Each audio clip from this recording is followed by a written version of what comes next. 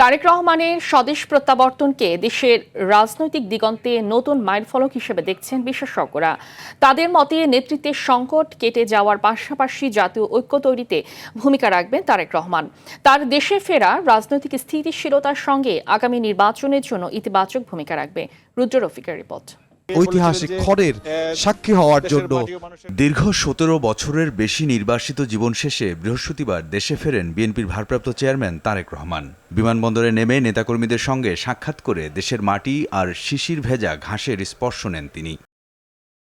এরপর লাল সবুজ পতাকার রঙে সাজানো বাসে চড়ে পূর্বাচলের ৩০০ ফিট সড়কের পথে রওনা হন তিনি। পথে লাখো নেতাকর্মীর ভালোবাসায় সিক্ত হন তারেক রহমান। ৩০০ ফিটের সমাবেশস্থল রূপ নেয় জনসমুদ্রে। সেখানে জাতির প্রতি কৃতজ্ঞতা জানিয়ে তারেক রহমান নিরাপদ ও নতুন বাংলাদেশ বিনির্মাণের বার্তা দেন। We have a plan for the people and for the country. ইনশাআল্লাহ আমরা সেই প্ল্যান বাস্তবায়ন করব। তারেক রহমানের এই প্রত্যাবর্তনকে দেশের রাজনৈতিক অঙ্গনে সুবাতাস হিসেবে দেখছেন এই রাষ্ট্রবিজ্ঞানী। বাংলাদেশের রাজনৈতিক দিগন্তে এটা একটি মাইল ফলক। যদি তারেক রহমান জিয়াউর রহমানের আদর্শ অনুসরণ করে তাহলে পরে তাকে সকল মত, সকল পথ, সকল ধরনের মানুষকে নিয়ে দেশটা করতে হবে। এবং এক্স্যাক্টলি উনি সেই কথাটাই বলেছেন। সব কিছুর মানুষ নিয়ে একটা ঐক্যমত্য সৃষ্টি হতে পারবে তার নেতৃত্বাধীনে, যদি তিনি বিচক্ষণ হয়। তারেক রহমানের দেশে ফেরার মধ্য দিয়ে জাতির নেতৃত্বের যে সংকট ছিল তা কেটে গেছে বলে মনে করছেন বিশেষজ্ঞরা।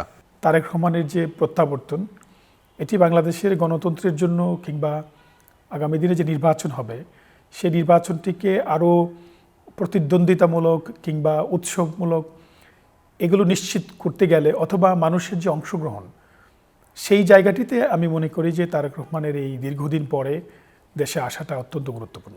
গণতন্ত্রের অগ্রযাত্রা মসৃণ হওয়ার পাশাপাশি দেশের আইন শৃঙ্খলা পরিস্থিতি স্বাভাবিক হবে বলে মনে করছেন তারা। মানে দেশে যে মবের একটা কালচার শুরু হয়েছিল বা আইন শৃঙ্খলা পরিস্থিতির যে একটা অবনতি হয়েছিল, আসলে দেখুন এগুলোর সাথে রাজনীতির একটা সম্পর্ক আছে। তারেক রহমান এসেছেন এবং বিএনপির হাল ধরবেন। বিএনপি একটি বড় দল, তো সেই জায়গা থেকে আমি মনে করছি যে দেশের রাজনৈতিক জায়গাতে আরও স্থিতিশীলতা তৈরি হবে। তারেক জিয়ার অনুপস্থিতিতে তারা নিজেরাই অনেকে চাঁদাবাজি করেছে, নিজেরাই অনেকে দখল করেছে। এখন আমার ধারণা যে তার উপস্থিতিতে এটা কমে আসবে। তারেক রহমানের বক্তব্যে জুলাই গণ অভ্যুত্থানের আকাঙ্ক্ষা বাস্তবায়নের প্রতিশ্রুতি ছিল বলে মনে করেন এই রাষ্ট্রবিজ্ঞানী। বাংলাদেশে জুলাই পরবর্তী যে রাষ্ট্র সংস্কারের কথা বলা হচ্ছে, যে সুশাসনের কথা বলা হচ্ছে, যে দুর্নীতিমুক্ত রাষ্ট্রের কথা বলা হচ্ছে, সেই জায়গাটিতে উনি আসলে নেতৃত্ব দিতে পারবেন। এবং উনি গতকাল সেই আহ্বানটি করেছেন, দেশের সকল মানুষকে নিয়ে ঐক্যবদ্ধভাবে রাষ্ট্র নির্মাণের কথা বলেছেন। শুধু ক্ষমতার জন্য রাজনীতি না করে শহীদ প্রেসিডেন্ট জিয়াউর রহমানের আদর্শে জাতিকে নেতৃত্ব দিতে পারলে বাংলাদেশ একটি সমৃদ্ধ দেশ হিসেবে মাথা উঁচু করে দাঁড়াবে বলে মনে করছেন বিশেষজ্ঞরা। রুদ্র রফিক, RTV, ঢাকা।